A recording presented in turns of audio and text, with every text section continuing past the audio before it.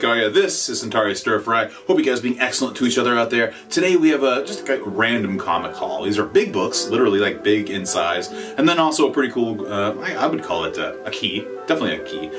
Also, I just gotta talk about this. Yeah, you know, the beginning of this, having some fun. Donny Cates. It's actually a really good run. A whole lot of cosmic goodness in this. So, I love it. It's awesome. I dig it. But man, when I was reading this whole thing, it just like came off out of my hands. It, like the ink was just dripping off this thing. And I know some people complain about this, and it does happen. If I were you, and you're going to buy this book, don't read it. Let's get into it. Let's start it off. Marvel Team Up. What number is it? 74. Spider-Man. And the not ready for prime time players. The first appearance of Dan Aykroyd, Gilda Radner, Jim Belushi, or is it John Belushi? Is it John? Yeah, it's John Belushi. Come on. Blues Brothers, one of the best, the only musical that I can watch. We got Lorne Michaels and Stan Lee make an appearance. I thought it was pretty funny, and it's actually in really good shape. So, yeah, man, when I was a kid, Saturday Night Live used to be enjoyable. And then I found drugs more enjoyable. Devil Dinosaur, number 1. I'm pretty sure this is the second copy, but this is a much better copy. I picked this up for $9. I thought it was totally worth it. It's the first appearance of Devil Dinosaur and Moon Boy. And it turns out right here, also featuring Moon Boy, the very first human. So if there's a better key or a bigger key than this, show it to me. I mean, we're talking about the birth of humanity here. Okay? And karate kicking dinosaurs. So this is probably the biggest book you can find. Max! Whoosh. Here we go. This was pretty cool. I thought this was nice. This was a nice find. It was like, it was buy one get one free at this resale shop, which I always go to every time there's a holiday, like President's Day or whatever the hell the holiday might be. I go there and I usually stock up on some worthless crap. So that's what I did here. With one magic word, Shazam! Shazam! Go see it, April. The real Captain Marvel. Support your real Captain Marvel. Look at this. Dr. Sylvania, that's what he looks like right there. But it's got some really funny jokes there that I enjoy. I enjoy dad jokes, like you were in my power, Captain Marvel. Now repeat after me, I'm a big stupid cheese. And then Captain Marvel, of course, retorts with, yes, master, you are a big stupid cheese. And that's my kind of humor right there. I like that in fart jokes. But this, whoosh, this was cool. I thought this was cool. This is like a poster you could pull out, hanging on your wall back in the day. This came out in 1974. So pretty sweet. I like that poster a lot. I thought it was really cool. And on the back, there's an activity. You can cut this out and ruin the whole book and decorate your room with it. I thought it was neat. I got this. Now, a buddy of mine used to have these, and I always liked them. I thought it was awesome. It's Alex Ross art. Superman, Peace on Earth, and I think it was great. It's written by Paul Dini. Look at this. Look at that picture on the back. Look how sweet that is. On the back it says, I look upon my powers as a gift. Not mine alone, but for anyone who needs them. Get out of here, Clark. Get out of here. These things are popping up like I could be a... Talk about Twin Peaks over here. Get out of here, Paul Dini. Continue with some Superman action. This is the first, famous first edition, number 1, right? So this is the first appearance of Superman in Action Comics. This is like pretty much the size of a Treasury edition, and it's awesome. And it contains all of the original ads. So I think that's pretty sweet. I think this is probably as close as I'll ever get to that book. So I think it's kind of cool to have one that actually has the ads in it, so you can actually experience what kids were into and what they were buying. Of course, there's some extra art on the back, but on the back of the page, the original back cover, you can see all the really cool things that kids were into back in the day, and a lot of it's just spy equipment, which is kind of creepy. It was a big deal. Spy cameras, mini spy cameras. We have a tape recorder, so you can tape conversations. Yeah, everyone wanted to be a G-man back in the day.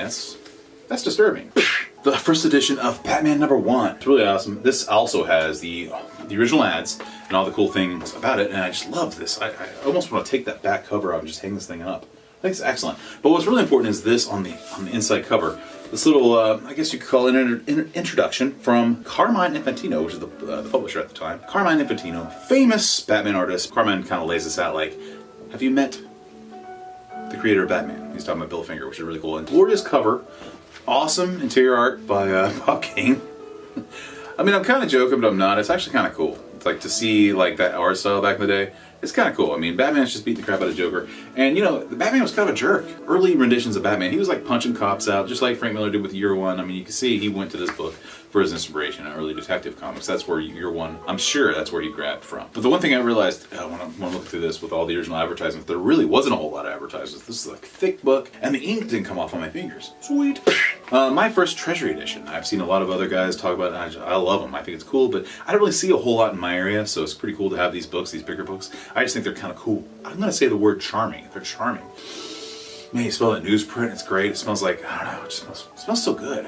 It smells like a used bookstore, maybe like a barn. Something about it I like. But this is DC and Marvel. Team up here.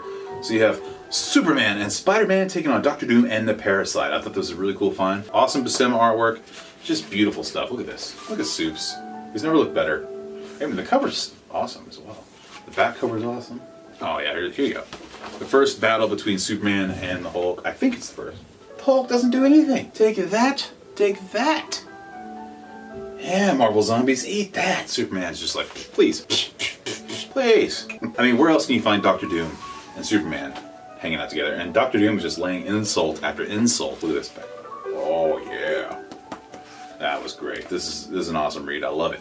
I think it's very cool. I was happy to find this. And I was just sitting down there, man, with all the dollar bins, or the dollar books, just kind of sitting there with the peasants. I was like, this book does not deserve to be down there with Turok. That's just not right. From Dark Horse Comics, The Savage Sword of Conan, Volume 1.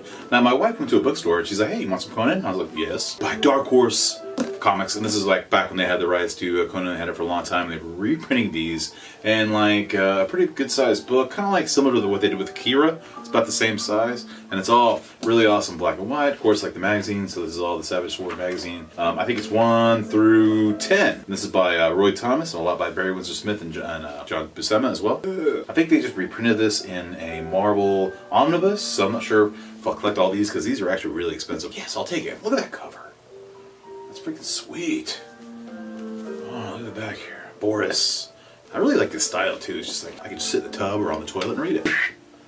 Holy terror. Another book that my wife picked up for me at this used bookstore for $7. I thought was pretty cool. This is Frank Miller's book about jihad, apparently. I know it was kind of controversial at the time, but come on, let's be serious. Let's be serious, guys. Shouldn't be offended. Terrorism is not a religious thing, it's a business thing. But anyway, I thought it was really cool. It's in the same format as 300. There's a Deadly Menace. And it's kind of controversial, not everyone's cup of tea. But I like to read it anyway. I like Frank Miller. I like what he does. You don't have to agree with everything you read. I mean, come on. Do you read the paper? Wait, no one reads the paper. I didn't want to go there. I don't want to go there. Let's go to the big book. Being it. We have a eBay purchase. Alright, let's check it out. If you want to see what my mail's like, usually it's just like cease and desist letters, you know, like summons, like a lot of summons. Oh, I gotta watch that. Cut away from yourself. Alright, here we go. Let's see what we got here. Oh, we got magazine paper here. Let's see what this guy's into, the guy who sent it to me. What's he like to read? Caviar Connection. Wow, okay, I think I might have overpaid for this book. You're out there. I'm sorry, man. It's like I'm going through your mail now. That's kind of fun. Lemon buckwheat shortbread. Oh, the seeds. Wow. What kind of magazines are you reading? This is for Mr. Fancy Pants. All right, that's enough. Let's see. What do we got here? I guess it's reasonably packed well. With what I'm assuming are a bunch of catalogs on like some kind of private jet. He just tore the paper with him. He's real frugal. That's how he can afford a private jet. I mean, who reads about caviar?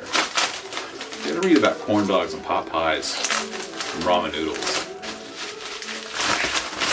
Alright, here we go. Nice. Everything's fine. Here's what we got. What do you want to see? Want to see it? Alright, yeah. Alright, Conan the Barbarian, number 24, 1973. The first full appearance of Red Sonja, and a really awesome Barry Windsor Smith cover, which I thought was freaking sweet. I like that. You know, I guess, what is it, 23 is technically her first appearance, but, you know, and you gotta really, well, she's on the cover. It's Barry Windsor Smith. It's a really awesome cover. Check that out. Let's get in there. Let's get in there deep. Let's go deep, homeboy. Look at that. Oh, yeah. That ain't bad at all. I really like that. It's cool. 8.5. What did I pay for this? I forgot. I'm really on this Conan kick. Red Sonja 2. Man, Bridget Nielsen is her name. Pretty cool. White pages. Roy Thomas. Heck yeah. Barry Windsor Smith art. Yeah. First appearance of Red Sonja. This is the last Barry Windsor Smith issue. Okay, I did not know that. Cool. I wasn't sure because I never use Google. I usually Bing it, and then I get lost. All right, that's gonna do it for this episode of Centauri Stir Fry. Remember, spay new to your pets, and Maggie was right. See you next time.